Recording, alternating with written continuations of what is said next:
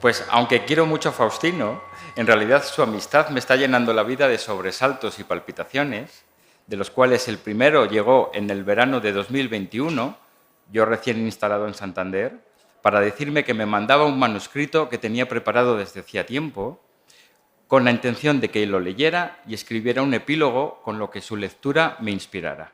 Aquel manuscrito es hoy este libro que presentamos aquí. El segundo, mucho más reciente, ha tenido lugar hace unos meses cuando me pidió que participara en alguna de sus presentaciones. Y aquí estamos. La poesía de Faustino refleja el asombro de un hombre que se pregunta, por la naturaleza de las cosas y que intenta comprender el sentido de un viaje que va desde la vida hacia la muerte. Hay en su obra una reflexión sobre la realidad que tiende a la abstracción y la filosofía, persiguiendo alcanzar una verdad que explique el misterio y lo inefable de aspectos cotidianos de la vida. En este recorrido en busca de la verdad hay una fuerte presencia del tiempo durante toda su obra. Ya estaba presente en esa especie de trilogía que son Las 7 vidas del gato, Un concierto de sonidos diminutos y La sorpresa de lo humano, pero es que aquí adquiere un protagonismo especial, pues el estudio de sus cambios y oscilaciones da sentido a una obra que no puede leerse de forma lineal, pese a que en la forma sí que asistimos a una cadencia de estaciones, de invierno a otoño. Así, el poeta inicia su libro nombrando el invierno, momento en que sucede el accidente donde todo se le volvió silencio, pero a medida que avanza uno en su lectura, se da cuenta de que el suceso no es más que un colaborador necesario, puesto que el libro crece y el poeta se cuestiona elementos mucho más elevados, de orden filosófico cercano al ensayo, sobre la inconstancia del tiempo, sí, pero también sobre el dolor, sobre la vida y sobre el amor. En el libro asistimos también a una evolución en los estados de ánimo. El dolor predomina en la primera parte, lo que podría llevarnos a medir el tiempo con dolor, como lo hacía Oscar Wilde, y con silencio. El tiempo, que se enlentece, casi se detiene, y el dolor centran así el relato. Pero a medida que pasan las estaciones, observamos una evolución que nos lleva finalmente a una eclosión de luz y de palabra, transformando el dolor y el silencio en amor, palabra y, por supuesto, poesía. El triunfo del instante sobre el tiempo, del amor sobre el dolor, de la poesía sobre el silencio. Y como no quiero robarle más tiempo al verdadero protagonista de este encuentro, vamos a deleitarnos con sus explicaciones y a disfrutar de su embriagadora voz. Faustino, amigo, tienes la palabra.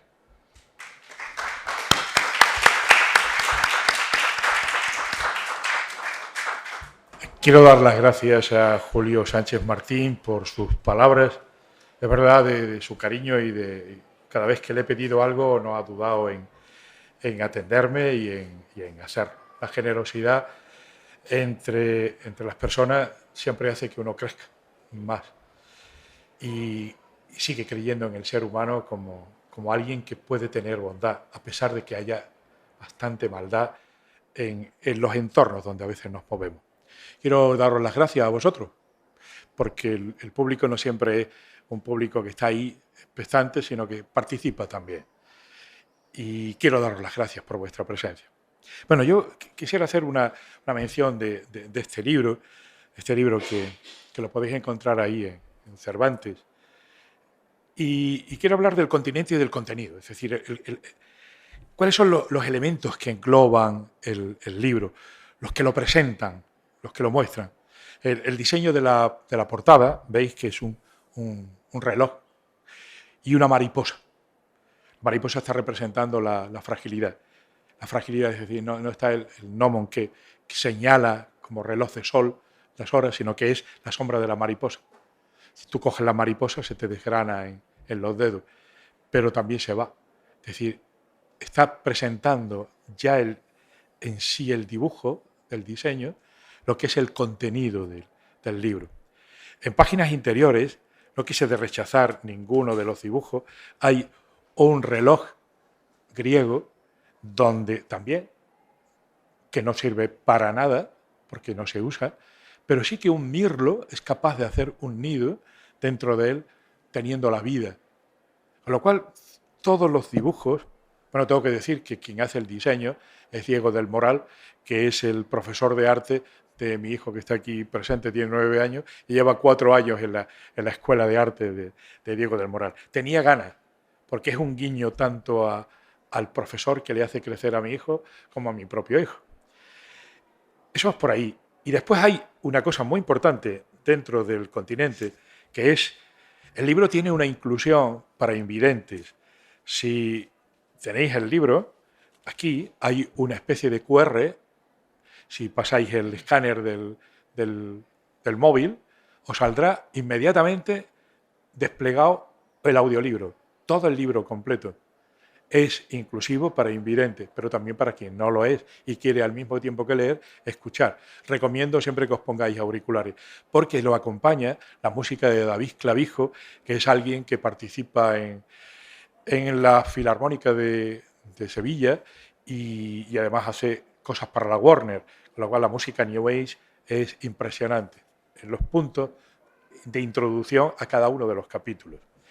El continente es este. El contenido. El libro forma parte de una trilogía, sobre la luz, el espacio y el tiempo.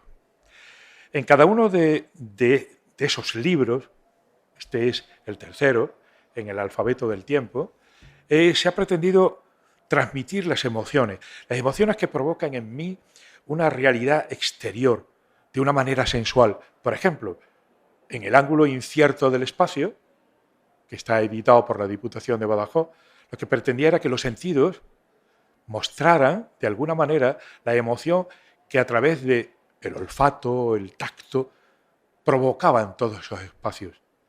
Había otro libro, que forma parte de la trilogía, Notas para no esconder la luz, que no se habla tanto de la luz que llega como de la luz que transmiten las cosas y las personas. Y este, en el alfabeto del tiempo, es una lectura concreta de lo que es la tensión que provoca el cronos, tiempo lineal, donde uno se agobia, tiene prisa, se va, y el kairos, eso que los griegos llaman el momento, la certeza de vivir el presente. Con lo cual, en esa tensión, ¿no?, de el cronos y el kairos es desde donde se desarrolla todo el alfabeto del tiempo. Es más bien intenta o pretende ser un ensayo en la que se propone que el tiempo en sí es la falacia o una lógica en la cual nos movemos y que realmente donde crecemos, vivimos y somos realmente personas es en el kairos, propiamente en el kairos. De hecho, está dedicado a mi mujer, a Gemma y a Rodrigo, porque ellos están en mi kairos. Porque ellos están en esos momentos de instantes donde no existe más que una presencia, donde uno está alegre y donde uno crece. Quisiera ir en cada uno de los capítulos recitando algunos de los poemas porque me parece que así argumento mejor lo que os estoy diciendo. El primer capítulo es la vertical de los días. La vertical de los días, es decir, esa especie de sentimiento, ¿no?, en la que me pregunto si en realidad no hemos inventado esa lógica del tiempo, si este no es más que una ficción que soporta la lógica de los días. En el poema 6 digo así: el tiempo, una pausa de extraños, una fantasía de lo imposible. El tiempo, su sombra regresa cuando no quiero. Estoy atrapado en él, aunque no exista. La realidad rompe la magia del algoritmo.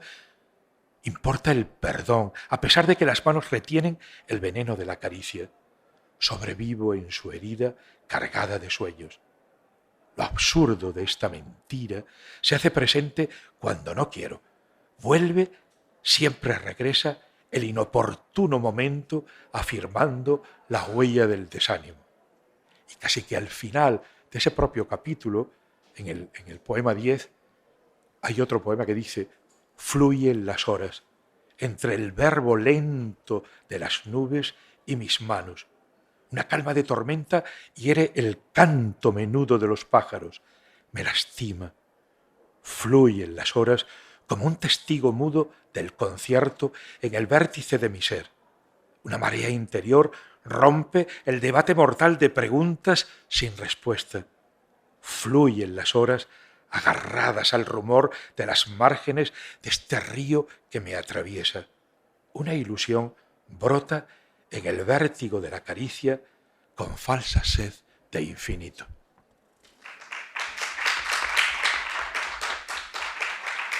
En el segundo capítulo intento de alguna manera avanzar para indicar de alguna manera que uno se refugia en el verso para mirar con cierta bondad el supuesto engaño del tiempo.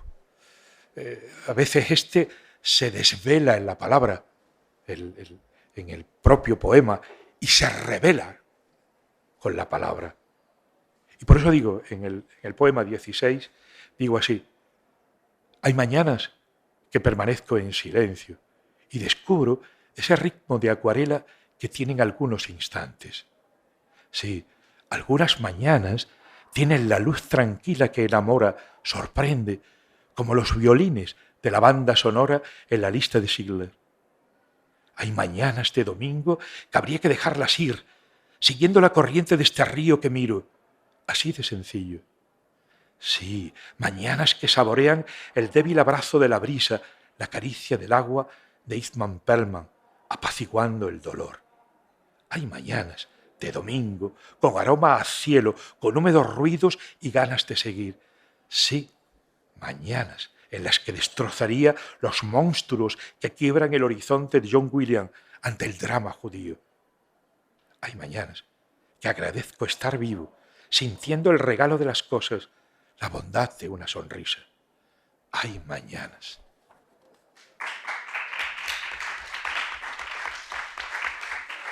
El tercer capítulo, como no podía ser menos, se llama En las torpezas. Y no es que haga una enumeración de las torpezas, sino que en ese vivir en el tiempo, muchas veces hasta la prisa lo hace más evidente. Hace evidente los engaños que nos provoca el propio tiempo Cronos, ¿no? Pues sí, pues en esos momentos vividos en los que no aprovecho lo mejor, cuando creo que el tiempo es plenitud, a pesar del vacío de las horas, descubro, sin embargo, el color de la existencia. Y hay un poema, el poema 22 que he seleccionado, que dice así: ¿hasta cuándo este dilema de fronteras donde lo posible no es el espacio de lo fácil? ¿Por qué vivo en el infierno con disfraz de lo mejor? ¿Hasta cuándo el atrevimiento de mirar lo que no quiero? ¿Por qué borro la huella del deseo? ¿Por qué huyo? ¿Hasta cuándo este incómodo sentimiento de lo provisional, este éxodo que me recuerda quién soy? ¿Por qué esta pretendida obsesión que ordena en el silencio de la tarde el universo de los sueños? ¿Por qué?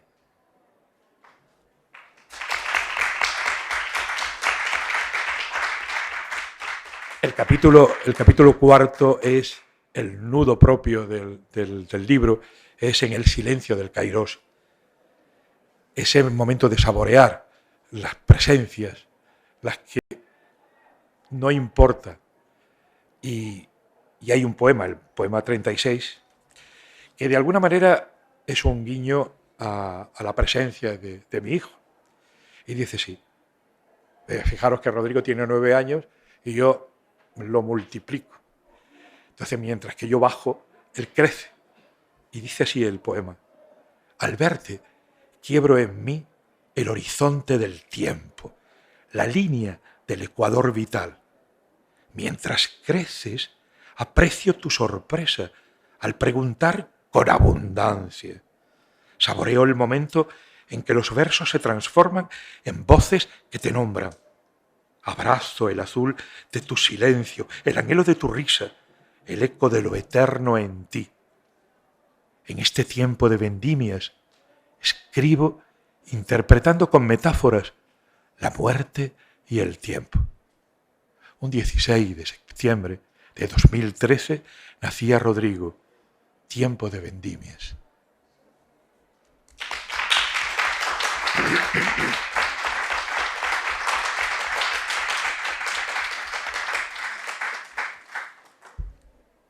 El capítulo quinto, y termino ya,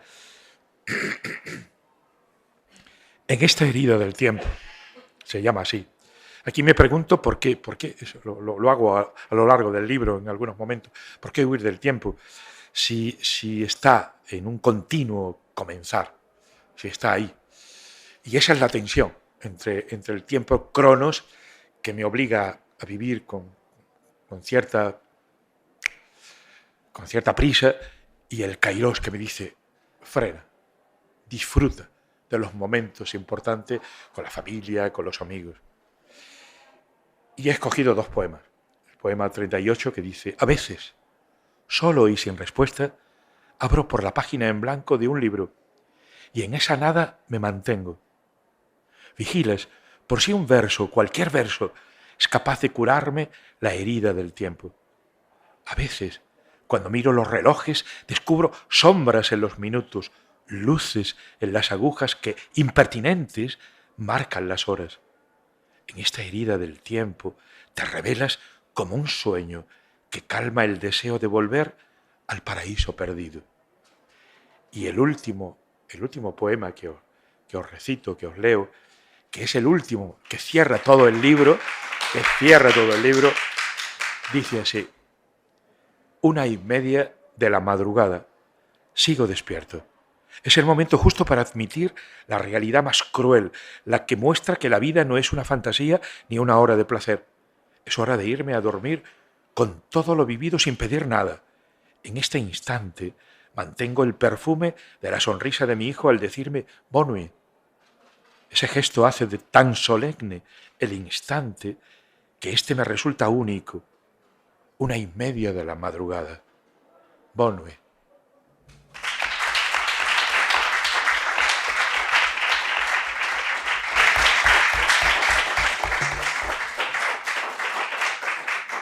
Si nadie del público se anima, yo tengo una pregunta.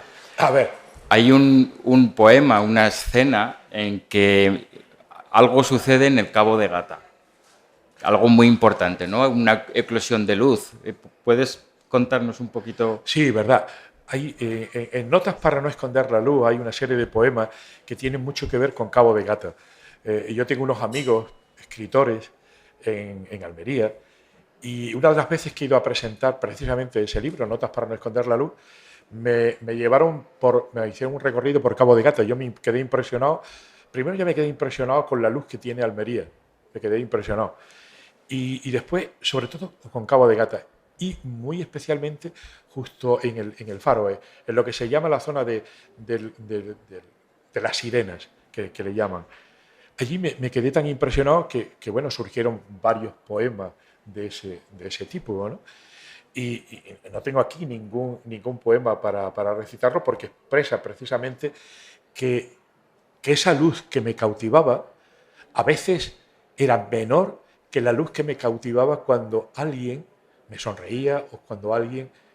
Entonces, apreciaba más la sonrisa o en la compañía de los amigos que la propia luz, que a mí me quedaba maravillado, del propio Cabo de Gata. Ciertamente, en el alfabeto del tiempo, el espacio, la luz, son estos tres libros donde se coordinan de alguna manera también esa experiencia, pero especialmente la experiencia con las personas, mucho más que con la propia naturaleza. La naturaleza es en la medida en que están las personas. Esa es lo que a mí me cautivó, ¿no? Descubrir que la propia naturaleza me lleva también a las personas, que son naturaleza, ¿no? Y es un material que bueno, al que siempre acudo y le doy vuelta. Una luz que además también tiene mucha importancia en uno de los libros anteriores. Sí. En Notas para no esconder la luz. No sé, ¿tú tenías algún libro? Yo os he dejado a vosotros un libro. Está en la mochila. Sí, porque he regalado un libro que me habían pedido y yo lo busco y lo recito.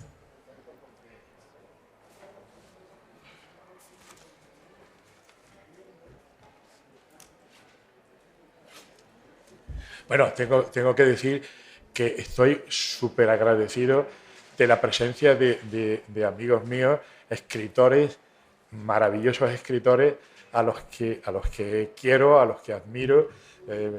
empezando por la esquina que está María Ángeles Pérez López, siguiendo por Ana Bermejo, Caridad, José Manuel Vivas, tengo que decir, Matilde Muros, que está aquí. Estoy realmente arropadísimo, ¿no? Bueno, intento buscar el poema al que se refería. A ver. No sé si mientras tanto tenéis alguna pregunta.